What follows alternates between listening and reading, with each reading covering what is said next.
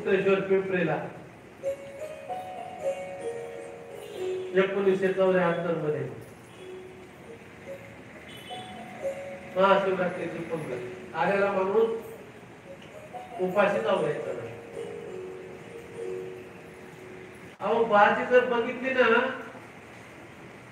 तर पहिला पूर येतो का नदीला कसला असतोय गरुड पाणी असतं का दिसायला तशी. पण ज्या वेळेस ती माणसं जेवायला बसायचे अक्षरशः किती भाकरी करून त्या भाजीत खात होते किती भाकरी खात होते. त्याच्यात काय कोणता मसाला होता नामाचा. मग त्या माता मावल्या आपल्या आपल्या चुलीवर चुली घेऊन यायच्या घरी येऊन उमर बाबाला चुली आणायच्या 100-500 चुली आणून ठेवायच्या. आपल्या घरीहूनच ती बेल आणायचं पोळपाट आणायचा ती भाकरी करायच्या. काय म्हणते त्याला काय काटवटी काटवटी आता नुसत्या वरपटी दुसऱ्याच्या करा खटपटी काटवटी सुद्धा हे सरला. धन्यवाद. तर त्या काटवटी बेले पोळपाट आपापल्या घरून आणायच्या माता माऊली आणि एकाच गावातल्या नाही. त्या उत्तरेश्वर पिंपरीच्या भोवतालच्या पंचकृषीतून आणायच्या घराघरातून लोकांच्या. नाही पिंपरीला जायचं. मग पाठीवर कटुडा कशाच होतं म्हणजे काटवड बेलदोन पोळपाट बाहेर निघाले आणि संध्याकाळी रात्रभर देवाचं नामस्मरण करत करत स्वयंपाक करायचा.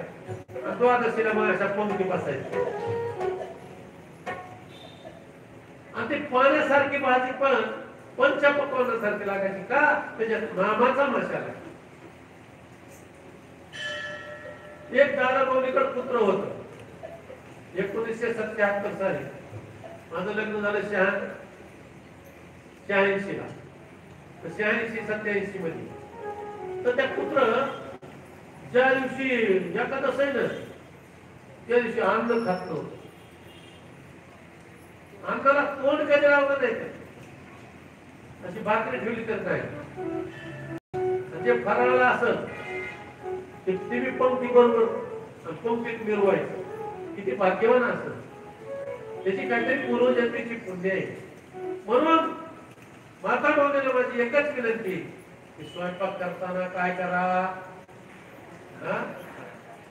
नाम जप करा हरिपाठ म्हणा विष्णू सहस्रनाम म्हणा. जे तुम्हाला जे काय म्हणायचे फक्त देवाचंच.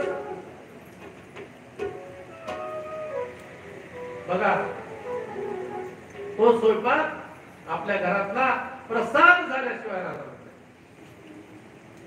आणि तो प्रसाद जो सेवन करील त्याचं जीवन कृतार्थ होणार त्याला यश येणार. म्हणून माता माऊलीनं स्वयंपाक करताना स्नान करून तुळशीची पूजा करून देवाची पूजा करून स्वयंपाक करायचा आणि भगवंताचं चिंतन करत करत स्वयंपाक करायचा. बघा काही करायची गरज नाही. आणि एक रूप झाले नवरा बायको यांना कसं पाणी काय रूप आणि एक रूप होत असताना काय तुला विचारायचं ते पोपट काय म्हणला रस्तवत म्हणला रस्तवत. त्या पुन्हा पुन्हा पुन्हा पुन्हा पुन्हा पुन्हा 108 वेळेस त्यांच्या मुखातून कृष्ण कृष्ण त्याला कळायला सुद्धा नाही. मेरे दुश्मन का मुंबई नाम ले रहा हूं. देवाला ते दुश्मन मानायचं पण कधी त्याच्या मुखातून देवाचं नाव गेलं आणि ते नाव घेता घेता म्हणून नागाबावली म्हणायचे नाव घ्यायला मोर्त नाही सुतक नाही कुठलंच काय नाही. कोणत्याही वेळी नाम घ्या.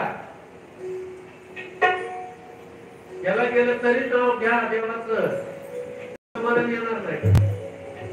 काही काही लोक गेले ना संडास बाथरूम मध्ये गेले तिथं जाय टाकायला की फोडून का तिचं नाव घ्यायचं नाही का. सतत चिंतनम तोयम सतत नाव घ्या. हर वेळ